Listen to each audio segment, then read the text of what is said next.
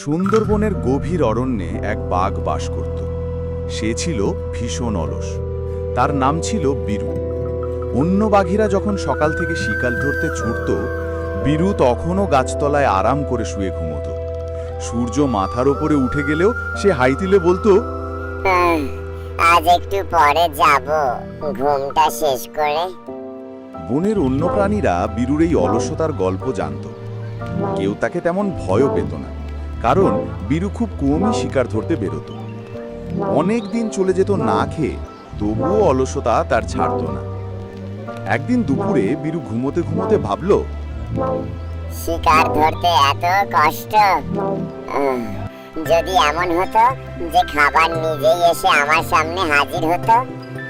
সে চোখ বন্ধ করে কল্পনা করতে লাগলো। হঠাৎই কাছেই কিছু শব্দ শুনে সে চোখ খুলল। দেখল একটি ছাগল বনের ভিতর ঘাস খাচ্ছে।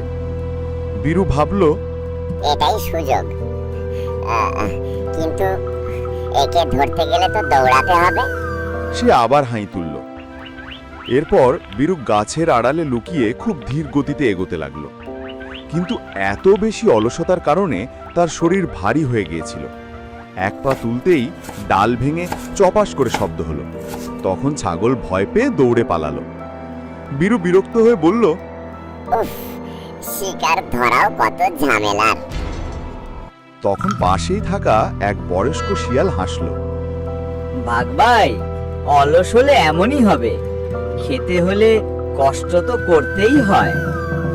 বীরু রেগে গিয়ে বলল, তুই শেখাবি আমাকে? রাগ করে হবে না ভাই, বনে বাঁচতে হলে পরিশ্রম ছাড়া উপায় নেই।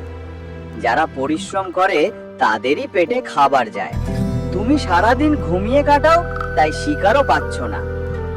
বীরু কিছুটা ভেবে চুপ হয়ে গেল। কথাগুলো তার মনে গেঁথে গেল। সে সিদ্ধান্ত নিল এবার থেকে সে চেষ্টা করবে। পরের দিন সকালে বীরু বেশ তাড়াতাড়ি উঠে পড়ল।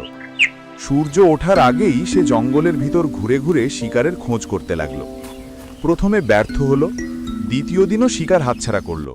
তবুও সে হাল ছাড়ল না। পরিশ্রমের অভ্যাস করতে তার সময় লাগছিল, কিন্তু সে চেষ্টা চালিয়ে গেল। তৃতীয় দিনে বীরু দেখল একটি হরিণ নদীর ধারে ঘাস খাচ্ছে। এবার সে খুব সাবধানে পা টিপে গেল। অলসতা ভুলে সারা শরীরে শক্তি লাগিয়ে দ্রুত ঝাঁপ দিল। ধপ!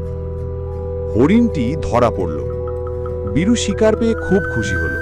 সে শিয়ালকে খুঁজে নিয়ে গিয়ে বলল, তোমার কথাই ঠিক ছিল, পরিশ্রম করলেই ফল পাওয়া যায়। শিয়াল বুদ্ধিমানের মতো মাথা নাড়ল। দেখো, তুমি বাঘ, শক্তির অভাব নেই, শুধু অভ্যাসটাই ঠিক করতে বাকি ছিল। সেদিন থেকে বীরু আর আগের মতো অলস রইল না। প্রতিদিন ভোরে উঠে শিকার করতে বেরোত। বনে আবার তার শক্তি ও দক্ষতার কথা সবাই বলতে লাগলো।